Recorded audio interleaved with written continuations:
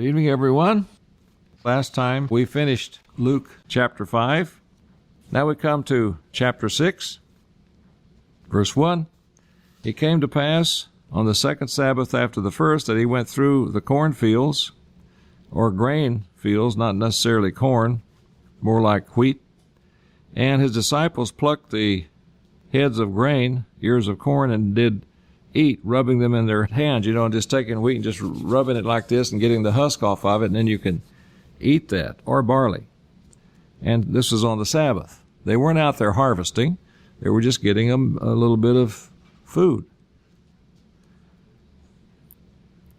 And certain of the Pharisees said unto them, Why do you that which is not lawful to do on the Sabbath days? And Jesus answering them said, Have you not read so much as this, what David did when himself was a-hungered, and they which were with him, how he went into the house of God, and did take and eat the shewbread, and gave also to them that were with him, which is not lawful to eat, but for the priest alone? I've already explained this, that the priest gave it to David, and that God allowed this to happen, and it wasn't the fresh bread, it was the bread that had been put out and not eaten yet, and so nothing wrong happened here, and God allowed it all to take place, and they were running for their lives, and they need something to eat quick, and they were very hungry.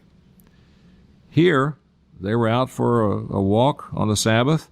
They were hungry, and they simply picked a few grapes, as it were, pulled a few apples, as it were, picked up a few pears off the ground, as it were, and in this case, got some grain, handful of it, and ate on the Sabbath.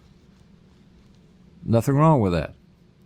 And, of course, Mr. Armstrong said it's nothing wrong with eating out on the Sabbath occasionally. You shouldn't do it all the time.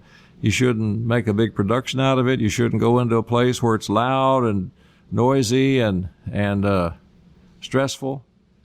But to go somewhere Friday evening, to go somewhere Sabbath, and have a nice quiet meal in a clean, nice place, and visit and fellowship while you're having the meal, that's fine. Nothing wrong with that, to do it occasionally.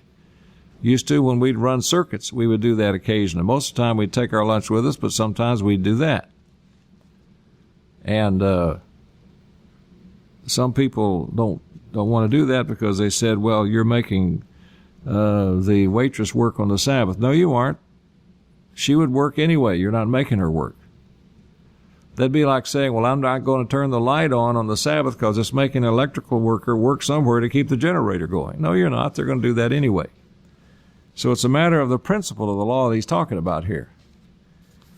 And that's what Jesus Christ was explaining, and that's what Mr. Armstrong explained. But no, the Pharisees were trying to trap them.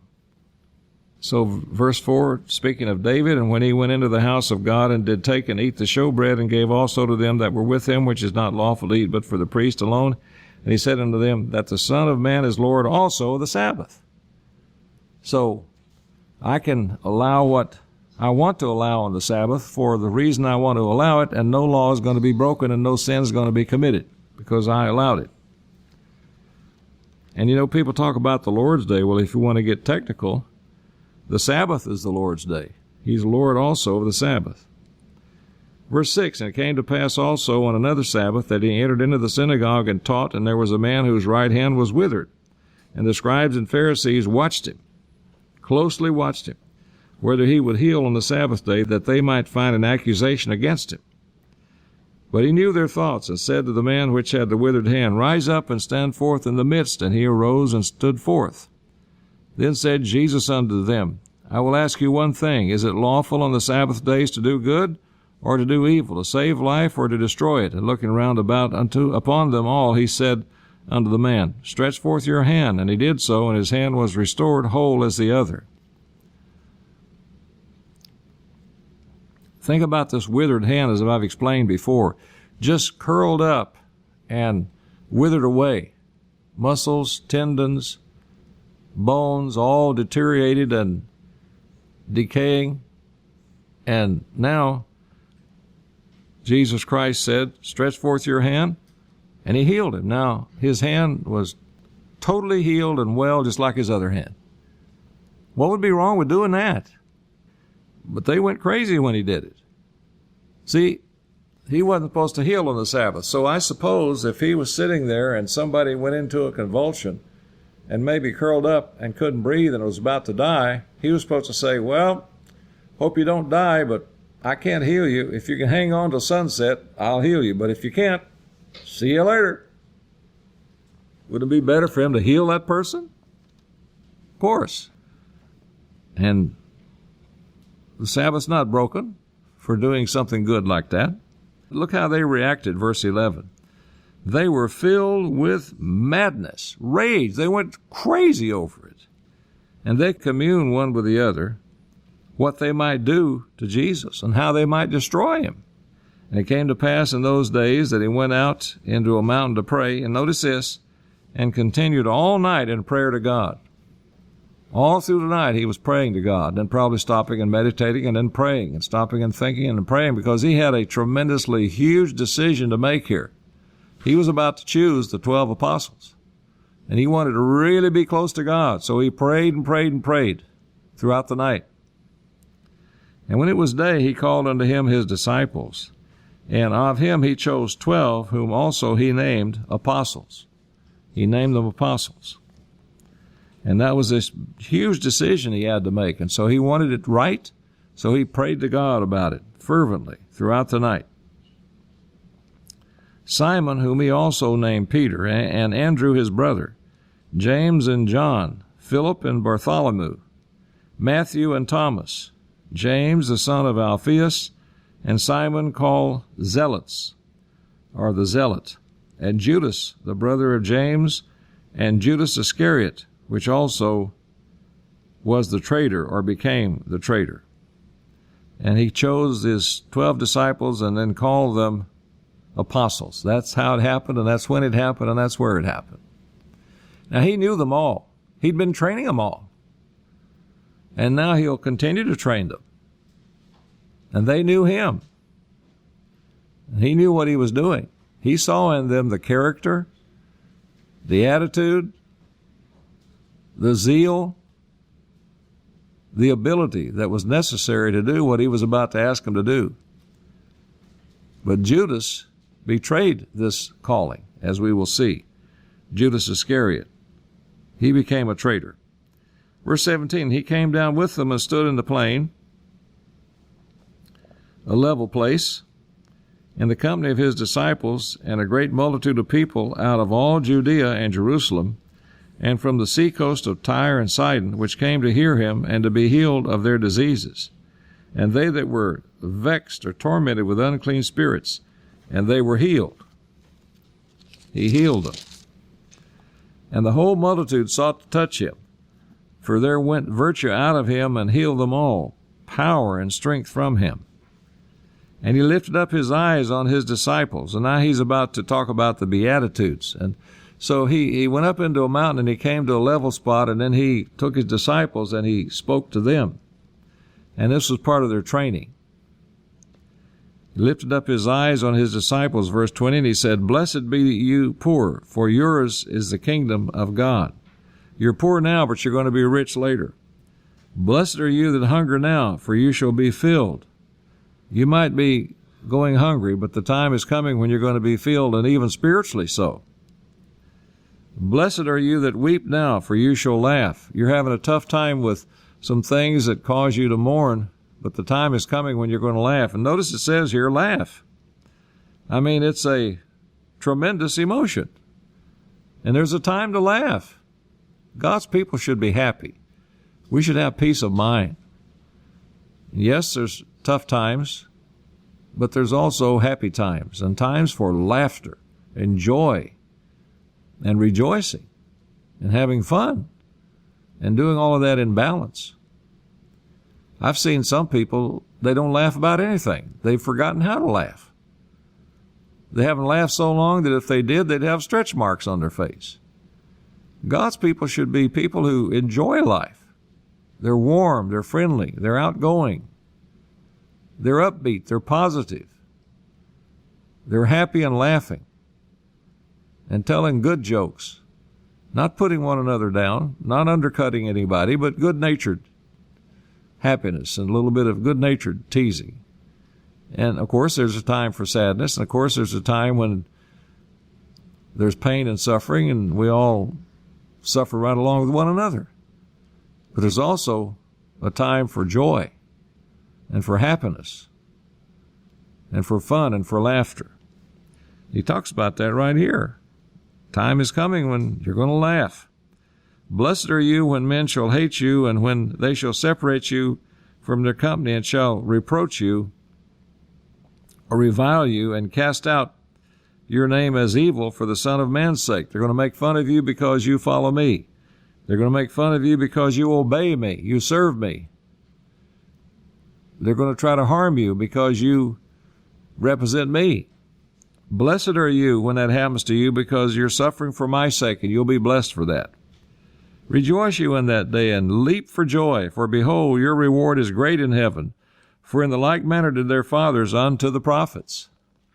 Oh, you're some of those old Armstrong people. You keep that old Sabbath, that old commandment, that law, those old commandments, those old Jewish holy days, and so on and so forth. Well, you just carry right on doing the right thing. You'll be blessed for it. Don't be ashamed of it. Don't apologize for it. Don't make excuses. You know, there's a Proverbs that says, the wicked flee when none pursue, but the righteous are as bold as a lion. They're not rude, but they're bold. They got a snap to their eye and a bounce to their step and a smile on their face, and they love being in the church, and they love knowing the truth, and they love following Jesus Christ. They don't walk around with their head hung down because, oh, I'm a Christian. We don't do that in God's church. Some people do in the world, but some people in the world don't know the truth about being a Christian, but I have to hand it to them. They do stand up for what they believe, even though they don't know the truth, and some of them have even been martyred for it, just recently by this old ISIS organization. Horrible. Rejoice you in that day, and leap for joy. You're doing it for my name's sake. For behold, your reward is great in heaven, for in the like manner did their fathers unto the prophets. But woe unto you that are rich, for you have received your consolation. Now there's some people who are rich who handle it very, very well, and they are blessed for it. But so often they don't handle it well, and a lot of people don't handle being poor either. I'm humble and proud of it. And I'm poor, and, you know, I'm fine with being poor. Well, that's not what God wants either.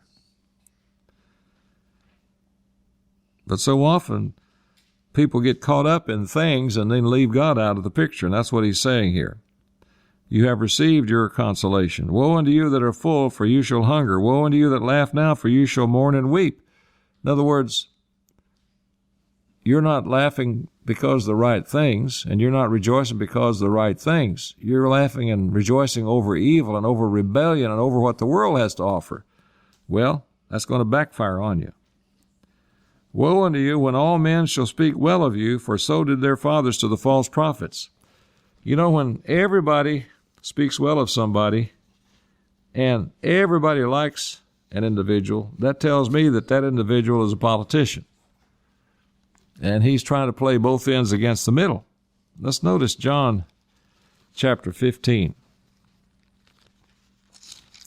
John chapter 15 and verse 19. It says in John 15, verse 19, if you were of the world would love his own, but because you are not of the world, but I have chosen you out of the world, therefore the world hates you.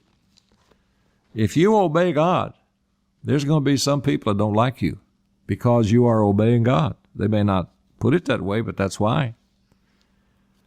But if you obey God, he's going to like you, and those that obey God will like you. See, when you please God, you will please those that please God. You might not please those that are not pleasing God, and they might really dislike you and even hate you for it. That's okay. Don't compromise in order to keep them happy. That's one thing that disgusts me about politicians. They just try to figure out what they can say and do that'll make everybody like them. I mean, I don't even watch news that much anymore. It's so hideous. But there was this guy went to this meeting, and he said, all lives matter, you know. Black lives matter, white lives matter, all lives matter. And they got on his case and they were putting him down, and he apologized for saying that because the crowd in the room was unhappy with him. So he said, well, I shouldn't have said it. I shouldn't have said it. I'm sorry. Well, why did he apologize for that? You know why? Because he's a politician. And he wanted those people in that room to like him. So he catered to them. Anytime you find somebody trying to get everybody to like him, he's compromising or she's compromising on the truth and playing both ends against the middle. If you stand for what's right and you don't budge and you let the chips fall where they may, you're not mean about it or hateful about it, but you're firm about it, there's going to be some people who don't like you because of that and will say bad things about you because of that. And you won't compromise and backtrack and squirm around to figure out what you can say to win them back. No, you're going to keep on standing on what is right. And you won't budge one iota on that. And so that's what he's talking about here. Woe unto you when all men speak well of you, for so did their fathers to the false prophets. You're not obeying me if everybody's speaking well of you. Those that really are trying to do the right thing will speak well of you, and that's what counts. But those who want to go their own way and they resent you and you make them feel guilty, they're not going to speak well of you. That's okay. That's part of doing the right thing. That comes with the territory. Verse 27, but I say unto you which hear, love your enemies, do good to them which hate you. That's hard to do. That's graduate Christianity right there. Returning good for evil. Doesn't mean you become a throw rug. Sometimes the best thing you do is just get away from somebody like that. But other times when you have a chance to help them out or do something good, even though they did something bad to you, you return good for evil. That's Christianity. That's what Christ is like. Love your enemies, do good to them that hate you, bless them that curse you, and pray for them which despitefully use you. Don't try to get back at them. Pray for them. And bless them that curse you. That doesn't mean when somebody cusses you out, you say, bless you, my son. That doesn't mean that. But it means stay quiet, or if you say something nice back. Don't fire back a cuss word. And you know, if you don't like somebody or somebody doesn't like you, I'll tell you something that really helps. Pray for them. Go ahead and pray for them. Ask God to have mercy on them. Ask God to help them change. Ask God to get their attention. Ask God to protect you from them. But don't try to get vengeance and don't try to get even. That's the principle he's talking about here. It's talking about a principle. It's talking about an attitude. That's what we're reading about right here in this section of Scripture. An attitude of a Christian, like Jesus Christ had. And unto him that smites you on one cheek, offer also the other. And him that takes away your cloak, forbid not to take your coat also. It's just talking about if somebody needs something, help them out, whether they've not treated you right or not. And if somebody were to slap you because you're in the church, don't slap them back. And don't apologize so they won't slap you again. Stay firm, and if it means being slapped again, okay. One guy told me one time, he said, if somebody ever slaps me on the cheek, I'm going to let him hit the other cheek, and then I'm going to beat the daylights out of him, because it doesn't say what to do after you've turned the other cheek. If you get hit on one cheek, turn the other cheek, and if you're still standing or if you're still alive, then you can really get them. No, that's not what it's saying. It's a principle here of returning good for evil and taking whatever comes as a result of obeying God and setting the example of doing the right thing whether the other person does or not. Verse 30, give to every man that ask of you, and of him that takes away your goods, ask them not again. That's not talking about crime here. I'm not going to give, if some guy walks up to me and says, give me $100, I'm not going to say, okay. Give me another 100, okay. If somebody breaks into my van, I'm not going to say, oh, that's fine. Go ahead and do it again. That's fine. You want me to help you do it? It's not talking about crime here. It's talking about things that happen as a result of you obeying God, and you don't take it out on the person. You return good for evil. You set the right example. But you report crime and you call the police. And you hope they catch the criminal so they won't do that to you again or to anybody else. And it's all coming down to this point, this principle, this attitude, right here in verse 31. As you would that men should do to you, do you also to them likewise. That's called the golden rule, but the Bible doesn't call it that. It's the principle of Christianity, really. For if you love them which love you, what thank have you? For sinners also love those that love them. It's easy to be nice to people that like you. Are you able to be nice to people that don't like you? And maybe sometimes being nice to them is just leaving them alone or not being around them. But other times, if there's something you do to help them, you help them. If it's a reasonable something. And if you do good to them which do good to you, what thank have you? For sinners also do even the same. And if you lend to them of whom you hope to receive, what thank have you? For sinners also lend to sinners to receive as much again. And it doesn't mean now you're supposed to just lend out money to everybody, but there are circumstances and situations where somebody needs some help and you have it and you can help them a little bit. You may not ever see that again, but God will make it up. But you got to use wisdom and not be foolish. Verse 35, love your enemies because you see they're made in the image of God. You don't wish them bad or evil. And do good and lend, hoping for nothing again, and your reward shall be great, and you shall be the children of the highest. Now notice, this is what it's all leading to, brethren. It's talking about Christianity and us being like Jesus Christ, which is what Christianity is. Now look at this. Isn't this amazing? This is one of the most amazing verses in the Bible, right here.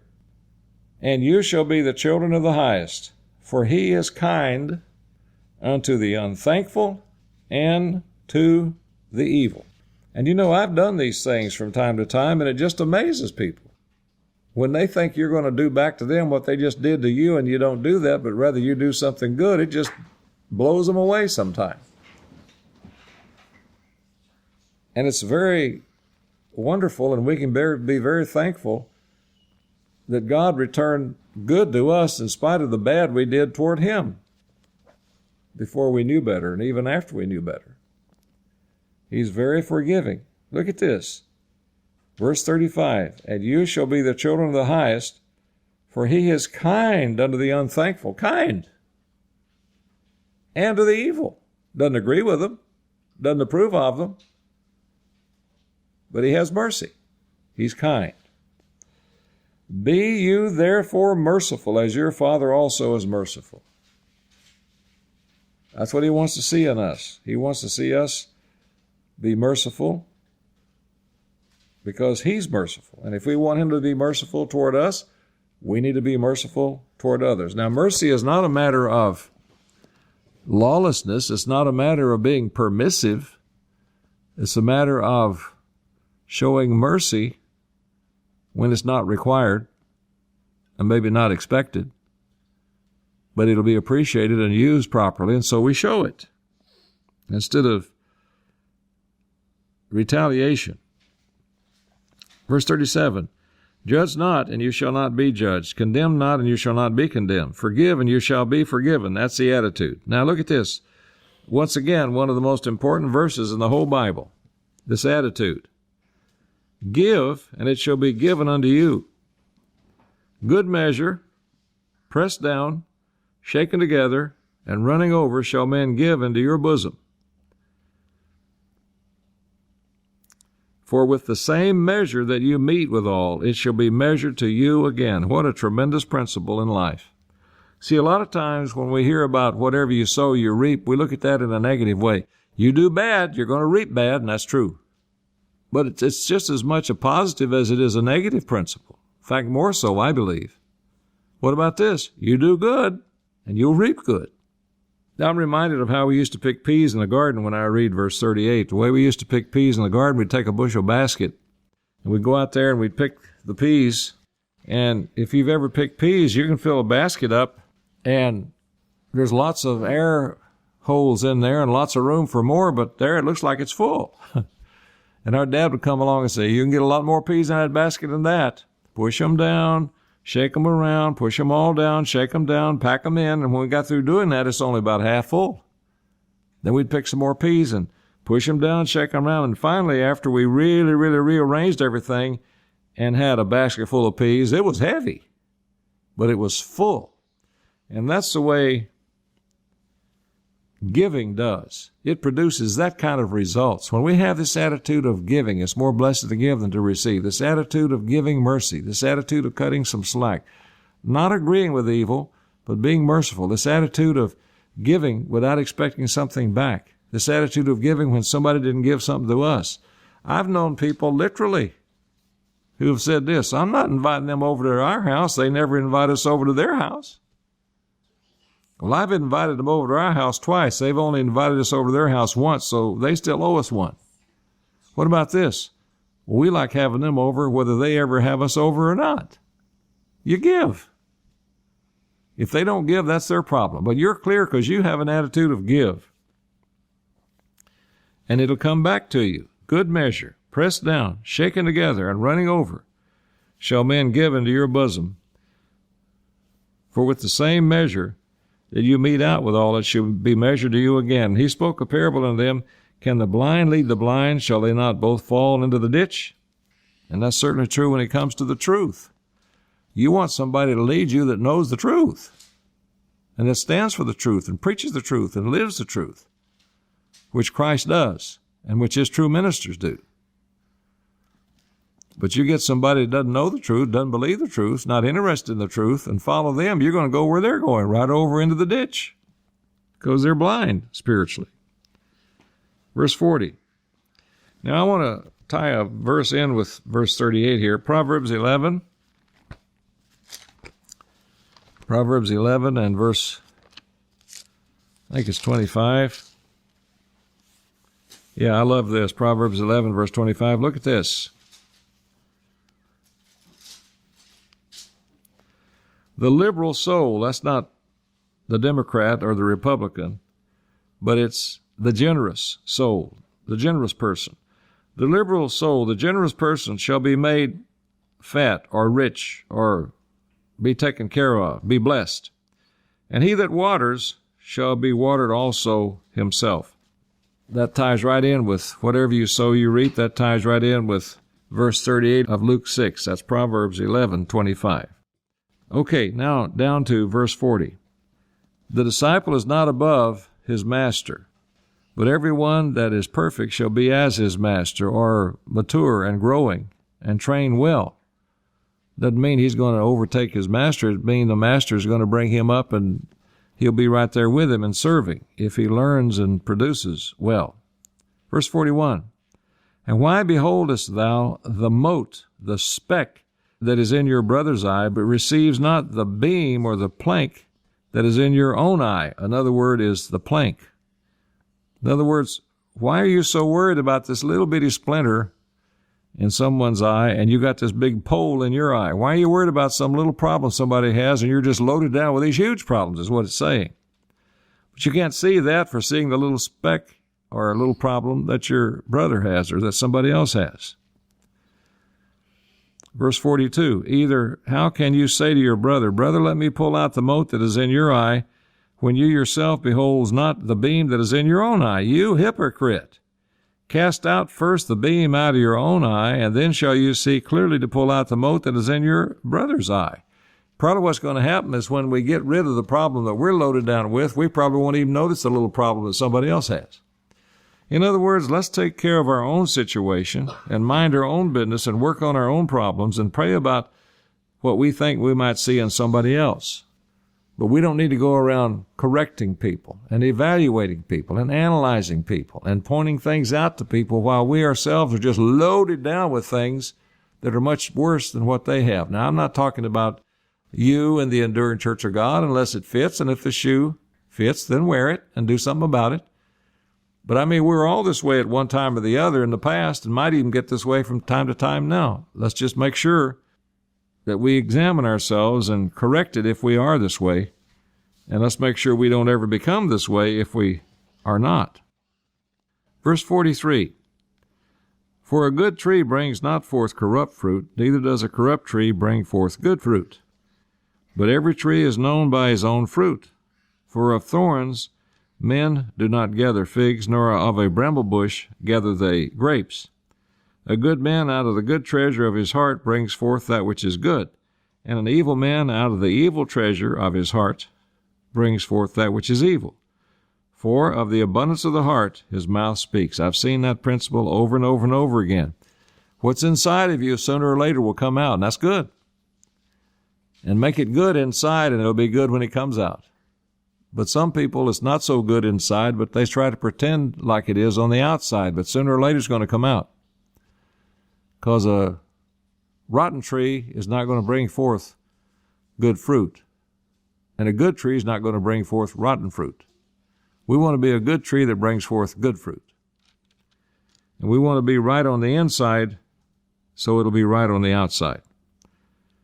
And not try to cover up and be a hypocrite. Just get it squared away. Verse 46, a famous verse, one that we need to have in our scriptural vocabulary. Why call you me Lord, Lord, and do not the things which I say? We're living in a time when people don't do. They might listen, they might hear, they might talk, but they won't do. It's a rare thing to see people who will actually do something. Do what is right. Correct what needs to be corrected. Learn from what's pointed out and put it into practice. Very rare to see that nowadays. We have a lot of talkers and a lot of listeners, but few doers in this world today. In politics, in any facet of society, and in religion. Well, in the enduring church of God, we want to be listeners, and we want to learn, and we want to have good conversation, and we want to be doers. We change. We respond. We obey. We correct what needs to be corrected. Like this man we're about to read about. And why call you me Lord, Lord, and do not the things which I say? Whosoever comes to me and hears my sayings and does them, I will show you to whom he is like. And that's a rare person. I'm going to come, I'm going to hear, and I'm going to do what you say. That's great. Look how it turns out. Verse 48. He is like a man which built a house, digged deep, laid the foundation on a rock, and when the flood arose, the stream beat vehemently upon that house and could not shake it, for it was founded upon a rock. Because he was a doer. He went deep into God's Word and deep into this way of life, and he put down spiritual roots, and he was firmly embedded in God's church and in God's way. So when he gets hit, ambushed, bushwhacked, pressure comes, he stays put because he's a doer and she's a doer. Verse 49, but he that hears and does not is like a man that without a foundation built a house upon the earth, against which the stream did beat vehemently, and look at the word, and immediately it fell, and the ruin of that house was great. I heard, I talked, but I didn't do. And I'll just slide on by and somehow or the other skate on through and into the kingdom. No, God's going to test us, and he'll test us hard enough so that if we didn't put that foundation he told us to put down, we'll collapse. We won't make it. But if we did put that foundation he told us to put down, we put it down, and we keep it strong, we don't collapse. And great will be our reward. And we won't be able to be shaken up spiritually.